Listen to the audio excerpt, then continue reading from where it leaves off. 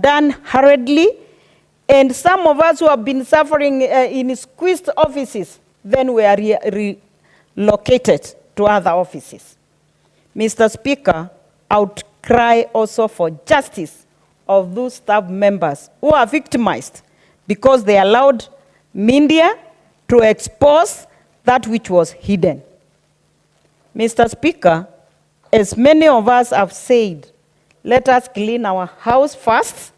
Let us do things right so that we may have even the authenticity to speak of rot and other bad things out there in other institutions. Mr. Speaker, allow me to finish by saying I strongly support this bill, and I look forward to having a strong, good bill that will be now used when removing or moving any impeachment for a CEC or even governors. I support. Senator Mungatana Danson. Mr. Speaker, I want to thank you for giving me the opportunity to support this bill. Mr. Speaker, first I want to congratulate the Honorable mover of this bill, Senator Chpper, for shifting the attention of this Senate. Mr. Speaker, since we came in, we have focused a lot on governors. We have discussed a lot on deputy governors, but we have not really engaged on the CECs or the ministers at the county level. Mr. Speaker, this is a good opportunity for us to discuss the ministers at the county level.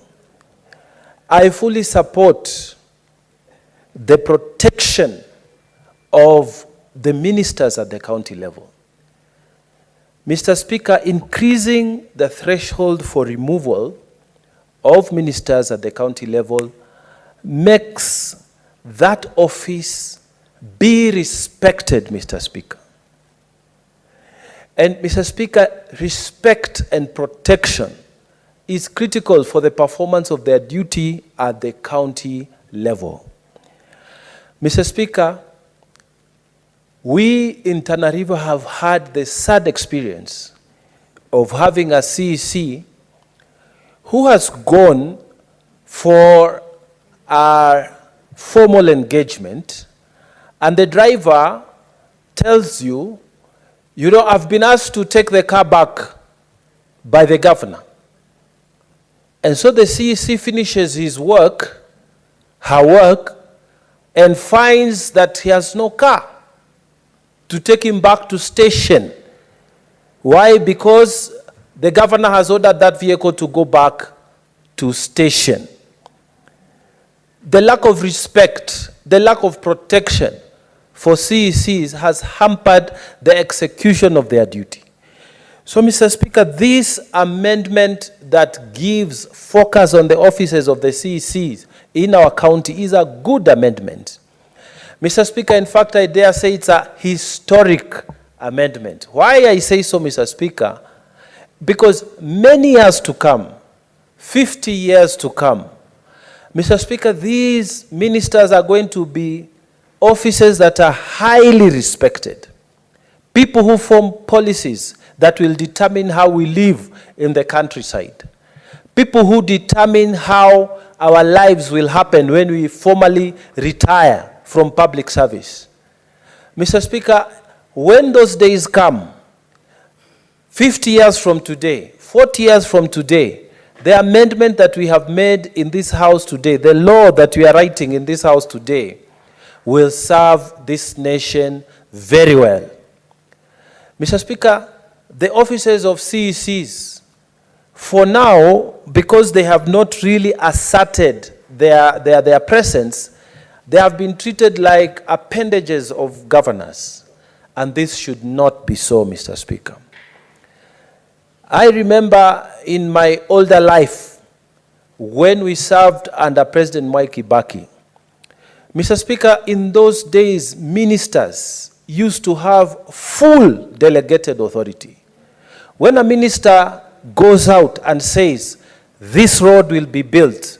When a minister comes to your constituency and says, this is going to be done, when a minister says, we are going to start the construction of this bridge next year, they did not used to suffer the humiliation of supplementary budgets, and your programs are removed or wiped out, and you become a CEC who is just, or a minister who is just picking salaries and not executing a single duty, Mr. Speaker.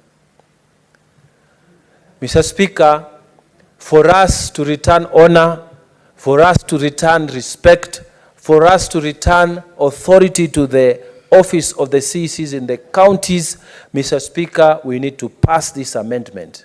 For us to be on the right side of the history of devolution, we need to pass this amendment so that we can give power, we can give authority to the CECs to be able to execute their functions. Mr. Speaker, even when they are disagreeing with the governors, but they are doing the correct thing, Mr. Speaker, we should be able to support them. And this law is a step in the right direction.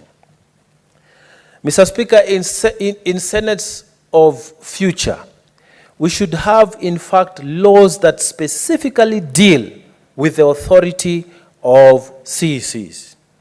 This amendment is a good beginning, but we need to protect them, Mr. Speaker, so that they are able to execute their duties. When they sit down and they write those programs, when they sit down and they propose budgetary allocations, and those budgets are given to them, it should not be so easy, Mr. Speaker, for governors to just bring a supplementary, literally wipe off the entire development vote from the CEC, and it is taken back to special programs of the office of the governor, and you leave the CEC without a single cent of development vote.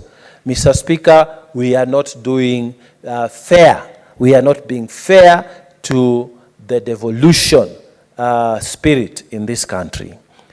We should have law that protects them so well that when the governor is trying to push them to do the wrong things, Mr. Speaker, they are protected by that law.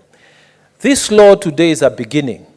It is protecting the CECs against the force of the county assembly. We are increasing the threshold, Mr. Speaker, for their removal. But we need to have another law on the other side that also protects CECs from the threats of governors who want to use them to do the bad things. Mr. Speaker, CECs in these counties, and I know and I can name a few, some extremely respected people, some who have served for a very long time in national government, and they have retired back home. They have no interest in making money.